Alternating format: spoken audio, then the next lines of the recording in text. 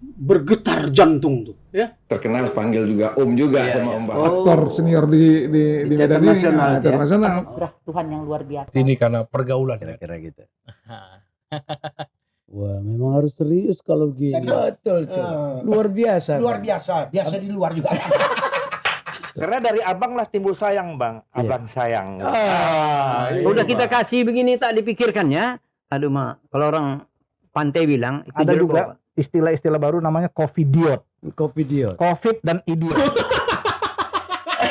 Want you put it in the counter jail. The prison band the band they began to will. John began to swing. You should have not cut jail but swing restaurant. Everybody restaurant. Everybody who will sell who stands to the jailhouse law. Selalu tersenyum dan berpikir indah. Baik Kak. Ini informasi dengan begini. Kami sudah juga menjadwalkan untuk berbincang dengan KPU, Bawaslu dan stakeholder lain yang terkait dengan itu. Tetapi kehadiran Kak Edi Sopyan hari ini sudah sangat membantu, ikut membagi informasi itu. Tentunya ya pasti mereka turut terbantu dengan perbincangan kita hari ini. Ini kan tugas konstitusional ya Om ya. Jadi semua pihak harus ikut bersama-sama, ya kan, mensukseskan pesta rakyat ini. Betul. Bagaimana bersama-sama itu ikut membangun pendidikan politik yang cerdas.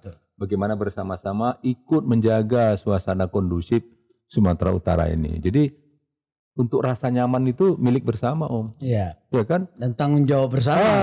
Walaupun nggak nyaman, kalau nggak aman, mana mau datang ke DKI sampai jam 12 malam? Betul. Gitu. Baik, sangat-sangat menginspirasi dan memberikan sesuatu yang berharga buat kita semua, khususnya sahabat-sahabat di podcastnya Om Bahar ini. Itu semua tentu mari sama-sama kita jalani sampai nanti pada waktunya di bulan Desember.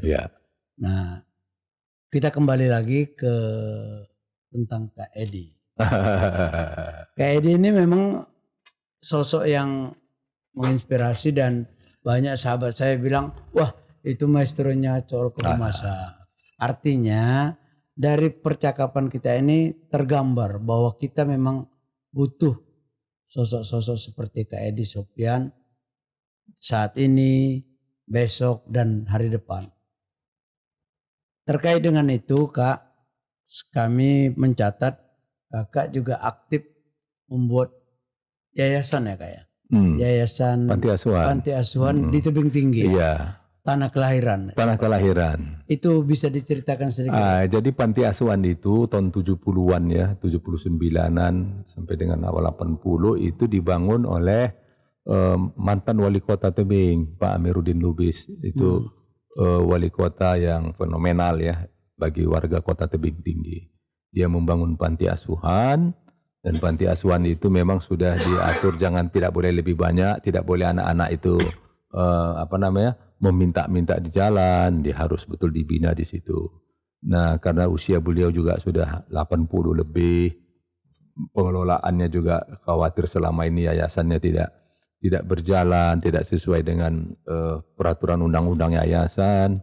Maka kurang lebih setengah tahun yang lalu beliau minta kepada saya untuk bisa membantu mengelola panti asuhan ini secara baik. Jadi tentu karena ini adalah investasi akhirat ya yang berkaitan dengan kegiatan sosial ya.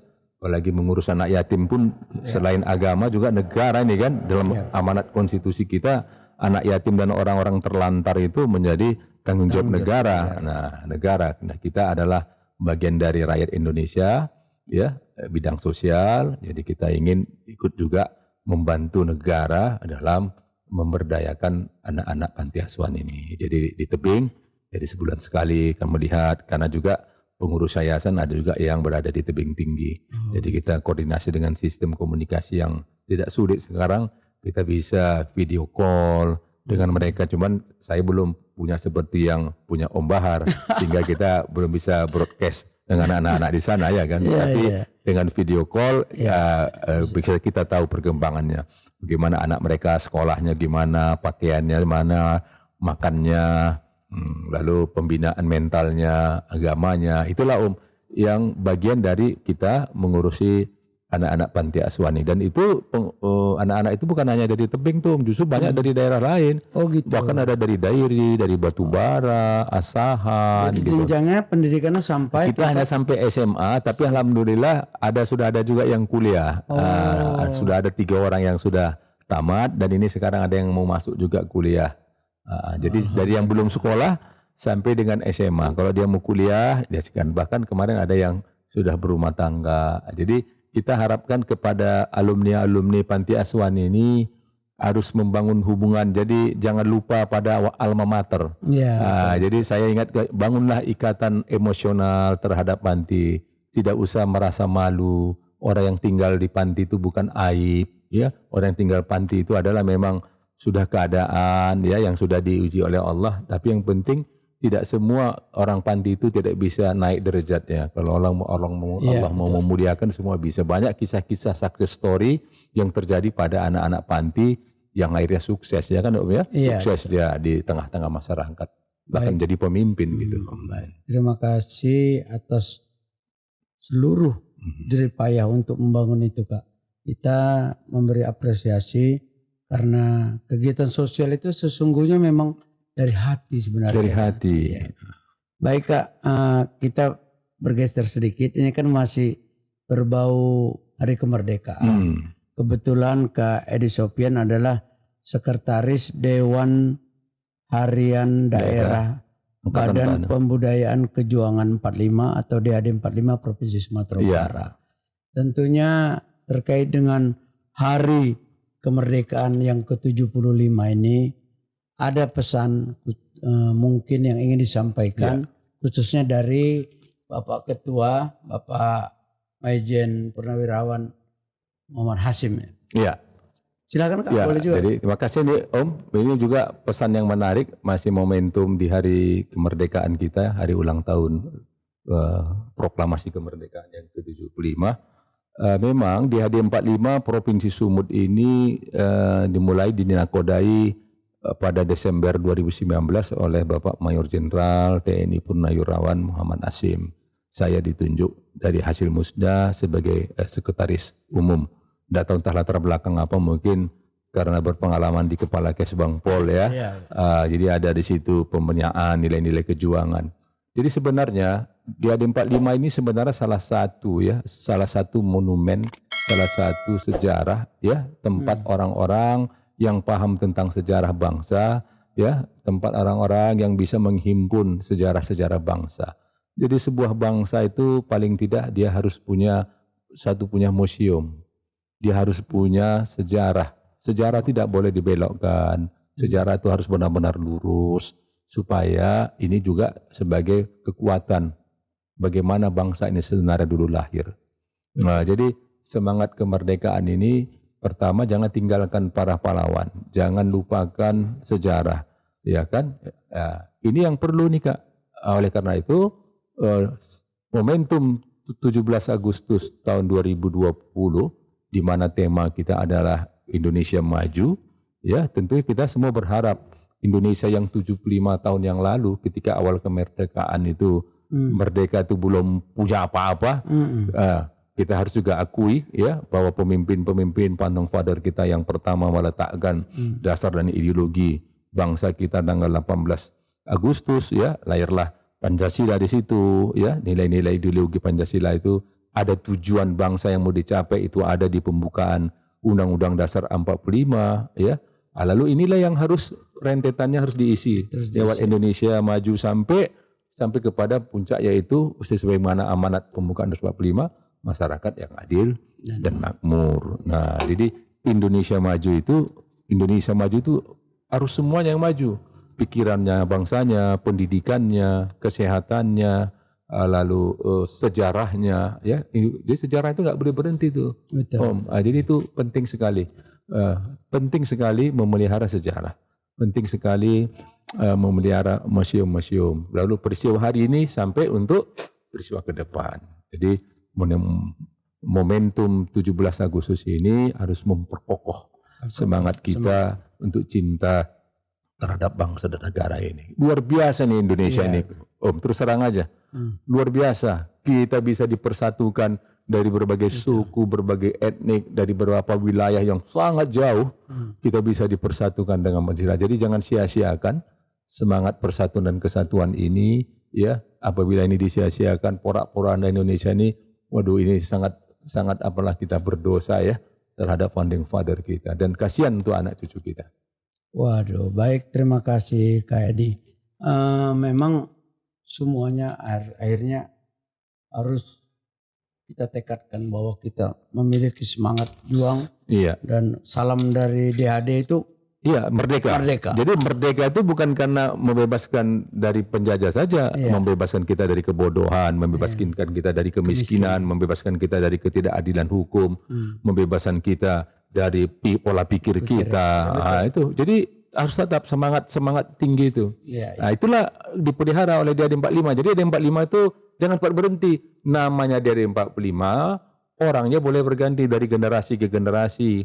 Nah, disinilah peran nanti DHD mendidik anak-anak muda ini, anak-anak milenial ini supaya dia cinta bangsa, karakter building dia kuat, gitu kan. Jadi itu Kak, yang penting juga perlu. Jadi tugas kita bersama itu. Baik Kak, terima kasih.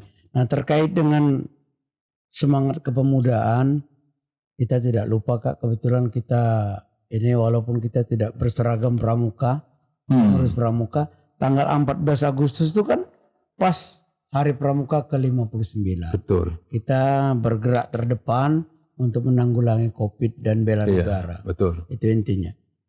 Mungkin bisa juga lah Kak. Ya.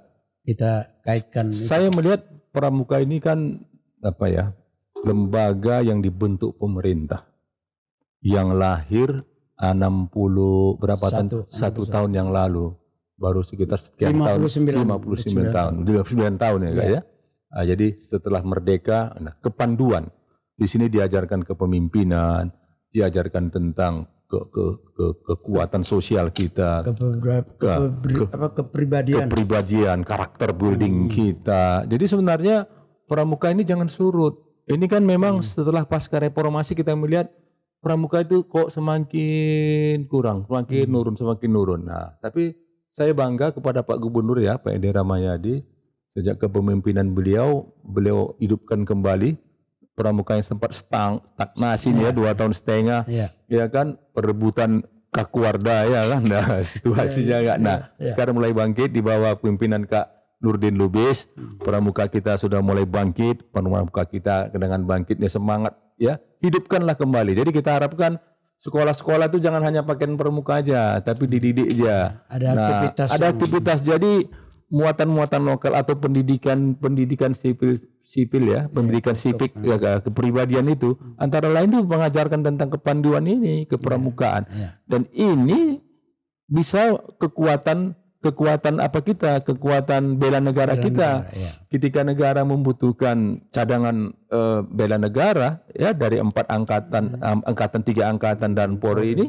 Nah ini cadangan negara ini ya, bela negara ini ada di Pramuka, ada di resimen mahasiswa. Iya, betul. Nah ini kok bisa hilang, kok malah sekarang kita lihat OKP yang lebih berkembang gitu kan. Jadi sebagai lembaga yang dibentuk pemerintah, yang anggarannya juga ada di APBN maupun di APBD, ya kita harapkan semua pihak stakeholder, ya guru-guru, sekolah-sekolah, lembaga-lembaga pemerintah, hidupkan kembali nih Pramuka ini. Ini luar biasa ini. Dan ini juga bisa sebagai madrasahnya leadership sebagai calon-calon pemimpin. Betul.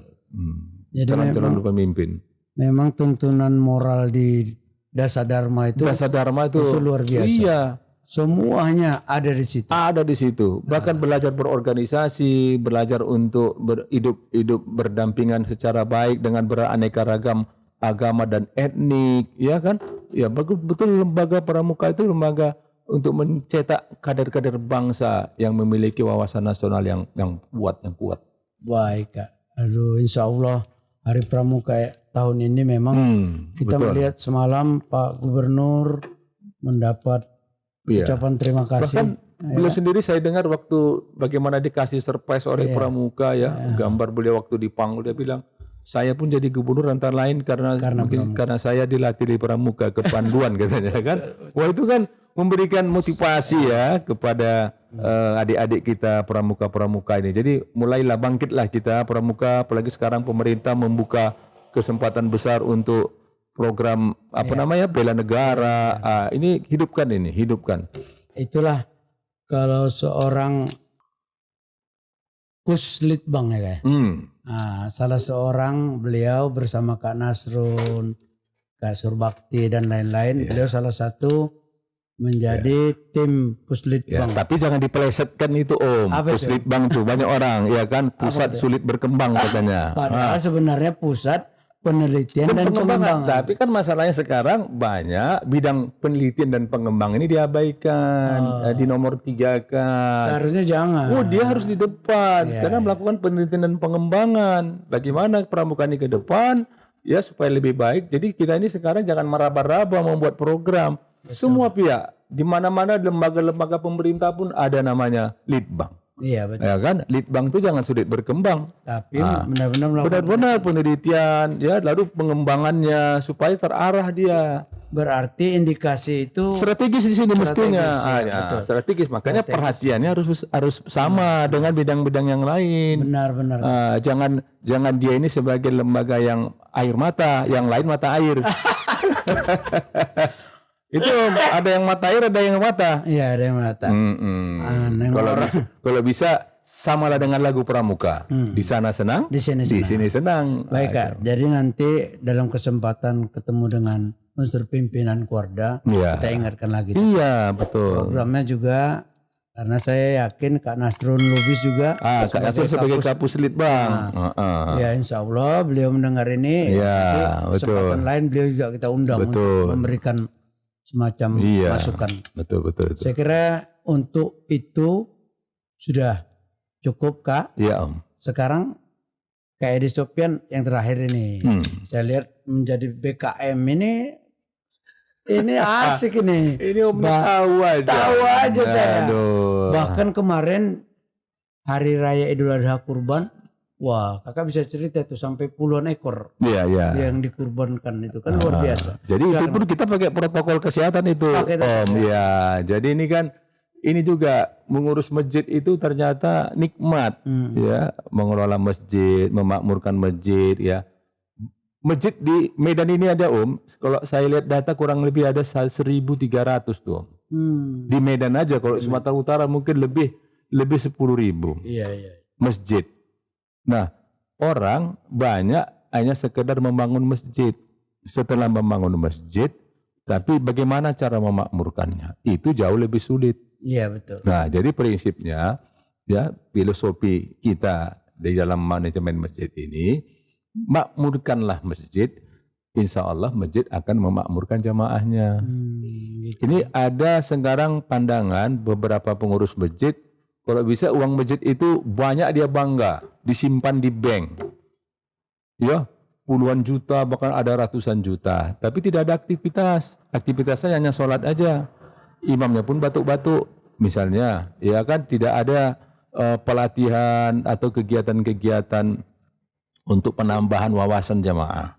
Nah, jadi kalau saya, ya kami bersama pengurus BKM Masjid Asafiyah, ya Masjid Asafiyah di Jalan Guru Sidung Baraya itu juga tidak besar, tapi dia bisa lah muat untuk sholat Jumat kurang lebih 800 jamaah. Itu kegiatannya cukup padat. Yang jelas setiap Ahad pagi, setiap Ahad subuh ada kajian tasnafi, tauhid, fikih, ya, lalu hadis. Nah, jadi secara kurikulum, secara kurikulum itu enggak. Lalu imamnya kita cari yang hafiz Quran, kita gaji itu Om. Gaji sesuai dengan standar apa namanya gaji ya. Lalu ada barbot masjidnya yang khusus untuk bersih. Jadi ciri masjid itu supaya dia disenangi oleh jemaah, pertama imamnya harus hafiz Quran. Ini masih ada pandangan kalau bisa imamnya orang tua lah ya. Orang tua pun kalau dia nggak hafal ya kan taujidnya ya kan kurang pas, ya nggak bagus. Lebih bagus biarlah anak muda tapi dia memang hafiz Quran. Itu hafiz Quran. Kedua, masjid itu harus nyaman, bersih. Itu standar yang harus kita buat. Ketiga, dia harus airnya cukup, kamar mandi tidak bau. Keran air untuk wuduknya cukup banyak begitu. Jadi harus kita antisipasi dengan jumlah jamaahnya. Kajian-kajiannya harus teratur. Lalu kita siapkan juga ada maghrib mengaji. Itu jamaah santri mengaji ada 150 orang seminggu 3 kali. Cuman karena COVID ini kita hentikan sementara karena mencegah kerumunan. Lalu kita punya ada sekolah hafiz di situ untuk tahfiz Quran. Itu dibiayai semua. Jadi yang tahfiz itu ada 5 orang tuh gratis mereka. Malah imamnya kita siapkan sepeda motor. Supaya dia mobilitas, apalagi dia mahasiswa kan. Nah, mobilitasnya baik. Nah, jadi memang masjid ada rasa kekhawatiran. Tadi saya umumkan anggaran masjid minus 70.000. Saya bilang belum pernah saya dengar ada sejarah kalau masjid itu tumpur tutup gara-gara tidak punya uang. Allah itu maha besar. Allah itu maha memberi berkah di langit dan di bumi. Jadi jangan khawatir kalau masjid itu kasnya minus tapi kaya fungsinya, kaya aktivitasnya, daripada uangnya banyak di bank tapi tidak ada kegiatan untuk apa? Bahkan kita juga membantu. Kita di sana ada kedai barokah. Jadi di dekat sepanjang masjid itu kita siapkan kedai barokah. Jadi ada stylingnya yang gratis. Jadi jamaah yang berjualan di situ pertama manfaatnya tertata, estetikanya terjamin bagus, kebersihannya. Lalu mereka nggak kita kutip, hanya 5.000 perak aja per hari. Tapi pembelian stylingnya semua gratis. Itu ada bantuan CSR dari sebuah lembaga Mandiri Amal Insani. Jadi memang harus berkreatif Om. Jadi ada peningkatan ekonomi keumatannya, ada peningkatan wawasannya, ada muamalahnya, berbicara tentang tasawuf, tauhid, fikihnya. Jadi semua lengkap gitu. Jadi harus seperti itu. Jadi kita enak mengelola masjid itu secara baik. Gitu. Luar biasa. Jadi memang sebenarnya tidak seperti yang dipandang orang PKM itu gampang. Sulit. Sebenarnya tidak. Apalagi mengelola jamaah, meyakinkan orang-orang tua kita yang mungkin masih ada sebagian merasa kenapa anak-anak, tapi setelah paham udah. Jadi kedua, kalau mengelola manajemen bukan nggak harus dia ustadz, ya kan? Kalau dia punya pengalaman manajer, pengalaman kepemimpinan, berorganisasi, dudukkan dia di sana.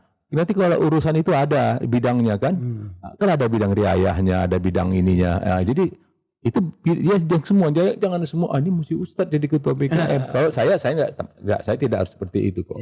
Ada yang bidang yang bisa menangani itu dari struktur berikan kepada BKM. Ahlinya bidang kepada ahlinya yang manajemen gitu.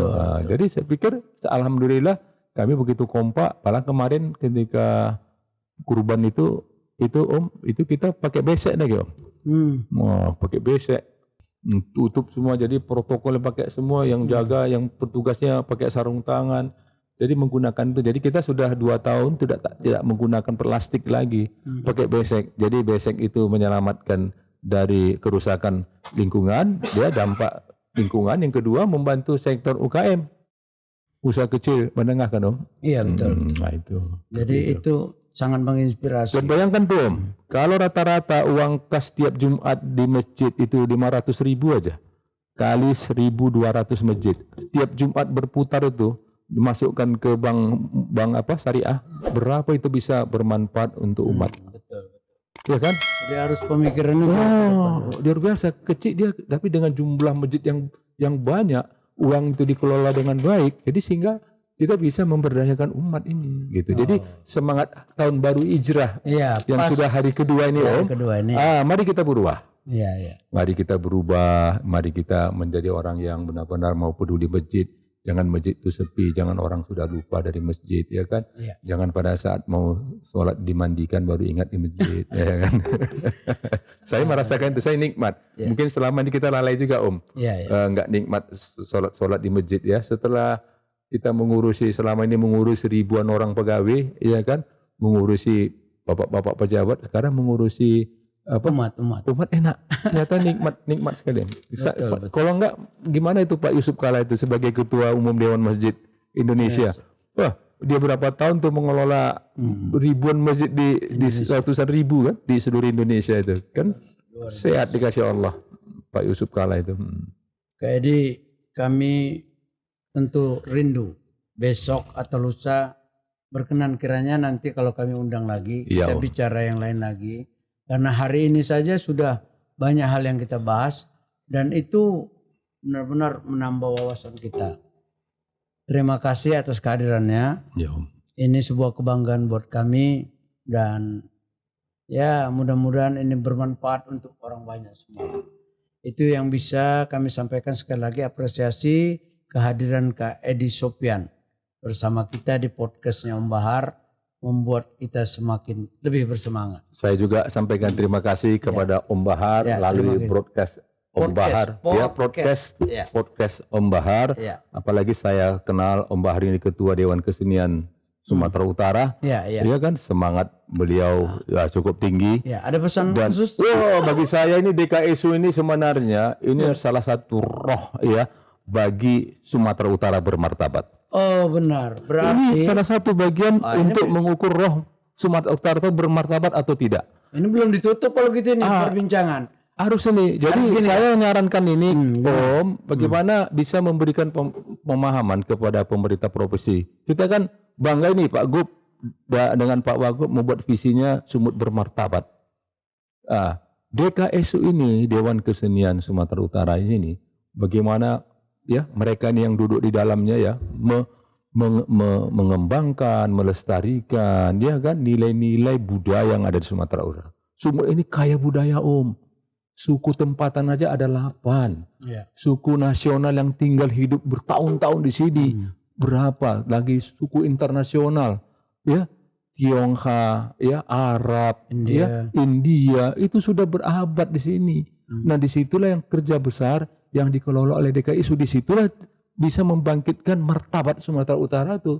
Tapi kalau kantornya pun seperti ini, lalu perhatian terhadap DKSU juga tidak begitu maksimal, saya pikir ini perlu pemahaman. Saya yakin bukan diabaikan, mungkin tertinggal ini dalam program ya. Jadi saya yakin kalau ini bisa dipahamin, saya yakin Pak Gubernur pasti sangat merespon bagaimana diberdayakannya DKSU ini. Baik, memang kita sangat artinya apresiasi. Ya, Budpar juga memberikan tempat di tempat yang baru. Tapi yang layak lah, yang besar gitu kan. Tinggal itu tadi nanti kajiannya Kak. Kalaulah berkenan, ya kita lihatlah. Apa mungkin kita aja kepengurusan 60 orang, hanya diberi ruangan, ya hanya satu kamar. Kakak menghimpunkan seniman aja, coba seniman tuh seniman seni. Ada seni ukirnya, ada seni suaranya, ada tari. 7 komite. 7 komite itu berapa etnik? 8 aja yang tempatan sudah 50-an. Jadi kalau kantornya pun hanya 4x4, ya kan? Itu pun nggak setiap saat boleh dipakai ya. Saya kira sangat Pak. Jadi mungkin perlu dipahamkan itu Om. Jadi saya pikir Om bersama para seniman-seniman kita yang masih aktif ya. Sumatera Utara ini gudang seniman nih Om, gudang seni. Nah, ini kaya kali Sumatera Utara yang membuat Sumatera Utara ini damai, Sumatera Utara ini Indonesia mininya itu di situ harus dihidupkan, diberdayakan DKSU ini Om. Saya kebetulan udah lama mengikuti perkembangan DSKU ini ya. Sepanjang perjalanan gubernur yang saya dampingi, sepanjang itu juga saya tahu jatuh bangunnya Dewan Kesenian ya, jatuh bangunnya kan begitu kan. Nah maunya momentum visi dan misi Sumut bermartabat antara lain juga dimartabatkan DKSU ini. Waduh luar biasa Kak. Salam hormat kami seluruh. Saya juga salam hormat buat Kak Bahar bersama para seniman kita yang dengan fasilitas yang amat terbatas masih mencintai kesenian Dewan Kesenian Sumatera Utara ini. Insya Allah Kak. Harus bangkit. Tinggal nanti kita mudah-mudahan melalui pertemuan seperti ini adalah Kakak undang Kak para figur-figur success story di bidang seni, di bidang penggiat-penggiat kesenian ya, untuk bisa mereka berbicara lagi tentang kesenian. Banyak kerja-kerja besar yang bisa menaikkan martabat Sumatera Utara lewat DKI Seni, Kak. Baik. Saya yakin itu bisa. Insya Allah, Kak. Kita akan segera ya kepada kawan-kawan kita sampaikan dan melalui podcast ini juga bisa didengar masyarakat, para stakeholder, para pimpinan kita di daerah, mudah-mudahan bermakna dan mendapatkan respon yang positif. Insya Allah. Untuk mendukung Sumut Bermartabat. Sumut Bermartabat. Baik, terima kasih Kak. Sampaikan salam kami juga. Kalau Kakak berkesempatan ngobrol dengan para petinggi di Sumatera Utara. Insya Allah. Ya, mudah-mudahan. Termasuk peran media ini harus perlu. Ya, siap.